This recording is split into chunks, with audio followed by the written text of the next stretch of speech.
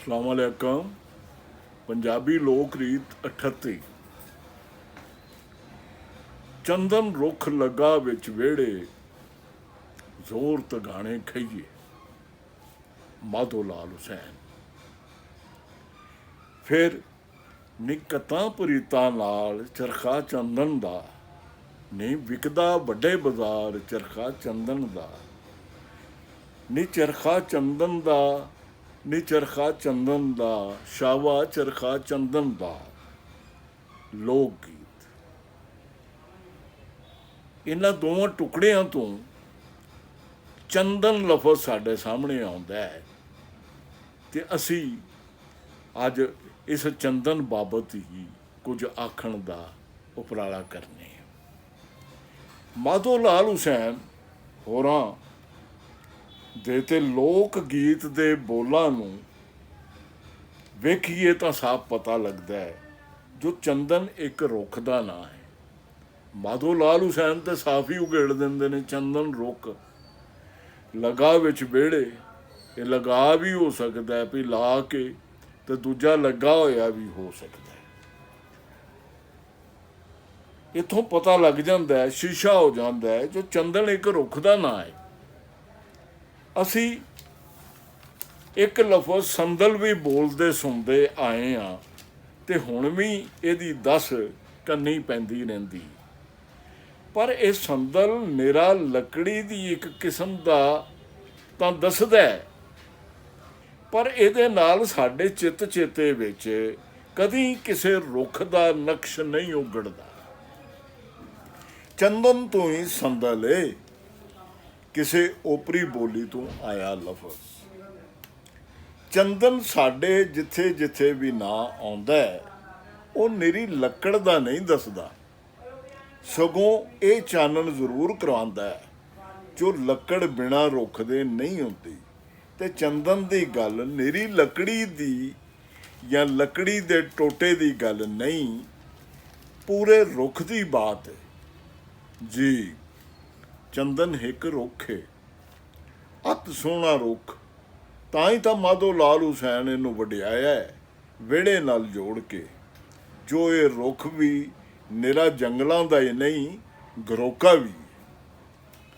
ਜ਼ੋਰ ਤਗਾਣੇ ਖਈਏ, ਇਹਦੇ ਨਾਲ ਕਸਰੀਏ ਤਾਂ ਇਹਦੇ ਵਿੱਚੋਂ ਖੁਸ਼ਬੂ ਫੁੱਟਦੀ।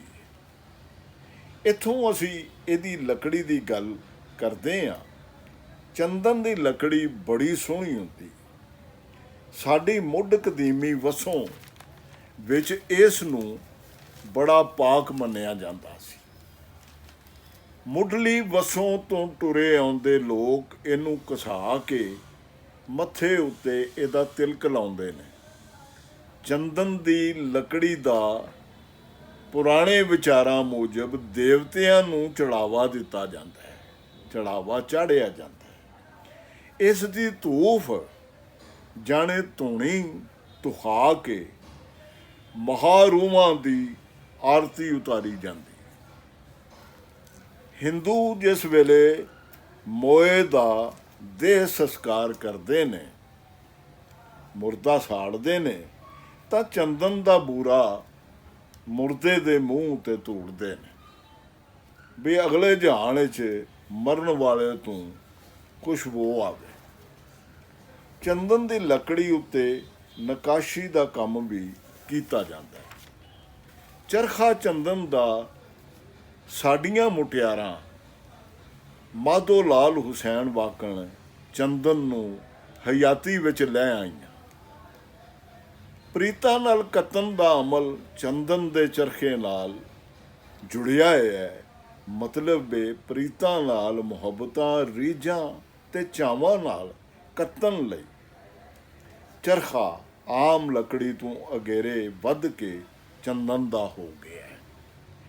ਤੇ ਇਹ ਤੁਹਾਨੂੰ ਪਤਾ ਹੀ ਹੋਣਾ ਚਾਹੀਦਾ ਹੈ ਵੀ ਚਰਖਾ ਕੱਤਿਆ ਜਾਂਦਾ ਸੀ, ਕੁੜੀਆਂ ਕੱਤਦੀਆਂ ਸਨ ਆਪਣਾ ਦਾਜ ਬਣਾਉਣ ਵਾਸਤੇ।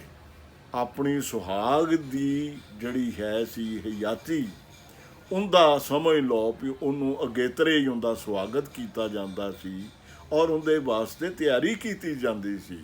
ਸੋ ਚਰਖੇ ਦਾ ਰੀਝ ਨਾਲ ਕੱਤਣਾ ਤੇ ਕਿਹੜੇ ਚਰਖੇ ਦਾ? ਜਿਹੜਾ ਸੰਦਲ ਦਾ ਬਣਿਆ, ਯਾਨੀ ਚੰਦਨ ਦਾ ਬਣਿਆ ਹੈ। ਔਰ ਜਿੰਦੇ ਕੱਤਣ ਦੇ ਵਿੱਚ ਕੱਤਦਿਆਂ ਆ ਵੀ ਖੁਸ਼ਬੂ ਹੀ ਆਉਂਦੀ ਏ, ਤੇ ਉਹਦੇ ਕੱਤੇ ਹੋਏ ਸੂਤਰ ਦੇ ਵਿੱਚ ਵੀ ਉਸ ਖੁਸ਼ਬੂ ਦਾ, ਉਸ ਸੁਗੰਧ ਦਾ ਜਿਹੜਾ ਅਨਸਰ ਸੀ ਉਹ ਰਲ ਜਾਂਦਾ ਸੀ। ਤੋ ਪ੍ਰੀਤਾਂ ਔਰ ਚਾਅ ਤੇ ਸਧਰਾਂ ਤੇ ਉਸ ਕਰਨੀ, ਤੇ ਫਿਰ ਉਹਦੇ ਵਿੱਚ ਚੰਦਨ ਦਾ ਖੁਸ਼ਬੂਦਾਰ ਜਿਹੜਾ ਹੈ, ਜਿਹਨੂੰ ਹੱਥ ਲਾਇਆ ਖੁਸ਼ਬੂ ਫੁੱਟਦੀ ਏ, ਉਹਦਾ ਸਾਰੀ ਦਾ ਇੱਕ ਮਿਲਾਵੜਾ ਜਿਹੜਾ ਹੈ, ਇਹ ਸਾਨੂੰ ਚੰਦਨ ਦੀ ਦੱਸ ਪਾਉਂਦਾ ਹੈ। ਔਰ ਚੰਦਨ ਨੂੰ ਜੰਗਲ ਦੀ ਕੋਈ ਸ਼ੈ ਨਹੀਂ ਰਹਿਣ ਦਿੰਦਾ, ਵਿਹੜੇ 'ਚੋਂ ਹੀ ਕੱਢ ਕੇ, ਮਾਧੋ ਲਾਲ ਹੁਸੈਨ ਵਾਲੇ ਵਿਹੜੇ 'ਚੋਂ ਹੀ ਇਹਨੂੰ ਮੁੜ ਕੇ ਵਿਹੜੇ ਦੇ ਵਿੱਚ ਤਰਿੰਜਨ ਦੀ ਸ਼ਕਲ ਦੇ ਵਿੱਚ ਜਿਹੜਾ ਹੈ ਕੱਤਣ ਵਾਲੀ ਔਰ ਦਾਜ ਬਣਾਉਣ ਵਾਲੀ, ਆਪਣਾ ਅਗੇਤਰਾ ਸਮਾਂ, ਅਗਲਾ ਆਉਣ ਵਾਲਾ ਸਮਾਂ ਜਿਹੜਾ ਹੈ ਉਹਨੂੰ ਉਸਾਰਨ ਵਾਲੀ ਇੱਕ ਕਰਨੀ ਬਣਾ ਕੇ ਸਾਡੇ ਸਾਹਮਣੇ ਰੱਖ ਦਿੰਦਾ ਹੈ। ਅਸੀਂ ਕਹਿ ਸਕਦੇ ਹਾਂ ਕਿ ਪ੍ਰੀਤ ਹੀ ਕਿਸੇ ਵੀ ਲੱਕੜੀ ਦੇ ਚਰਖੇ ਨੂੰ ਚੰਦਨ ਦੀ ਲੱਕੜੀ ਬਣਾ ਦਿੰਦੀ। ਜ਼ਰੂਰੀ ਨਹੀਂ ਕਿ ਉਹ ਚੰਦਨ ਦੀ ਹੀ ਹੋਵੇ, ਕਿਉਂਕਿ ਚਰਖੇ ਦੇ ਦੂਜੀਆਂ ਲੱਕੜਾਂ ਦੇ ਵੀ ਬਣਦੇ ਸਨ, ਪਰ ਜਿਸ ਵੇਲੇ ਜਿਸ ਸ਼ਗਨ ਨਾਲ ਉਹਨੂੰ ਕੱਤਿਆ ਜਾਂਦਾ ਸੀ ਤੇ ਉਹ ਆਮ ਲੱਕੜੀ ਵੀ ਨਹੀਂ ਸੀ ਰਹਿੰਦੀ, ਚੰਦਨ ਹੋ ਜਾਂਦੀ ਸੀ। ਤੇ ਇਹ ਹੈ ਚੰਦਨ ਦੀ ਛੋਟੀ ਜਿਹੀ ਬਾਤ ਤੁਹਾਡੀ ਸੇਵਾ।